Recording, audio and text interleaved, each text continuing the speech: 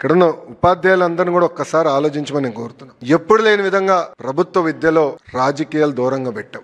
వేదిక మీద ఉన్న బోర్డు చూడండి, గౌరవ ముఖ్యమంత్రి గారి ఫోటో లేదు. పిల్లలకి ఇస్తున్న పుస్తకాలు చూడండి, యూనిఫామ్ చూడండి, గొప్ప వాళ్ళ పేర్లు పెట్టాం.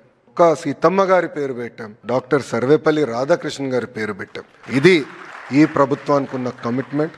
సార్, కడప జిల్లాలో కలెక్టర్ గారి ఆధ్వర్యంలో సెంట్రలైజ్ కిచెన్ ఈ మిడ్ డే మీల్కి మోడల్ ఒకటి ప్రారంభించాం సార్. రాబోయే రోజుల్లో అద్భుతమైన న్యూట్రిషియస్ ఫుడ్ ఏదైతే మీరు అందించాలని మాకు ఆదేశాలు జారీ చేశారో ఆ దిశగా ముందరికెళ్తున్నాం సార్. సార్, ఉపాధ్యాయులందరూ కూడా ట్రాన్స్పరెంట్గా టీచర్ ట్రాన్స్ఫర్ యాక్ట్ తీసుకొచ్చాం sir. First time seniority list fix చేశాం.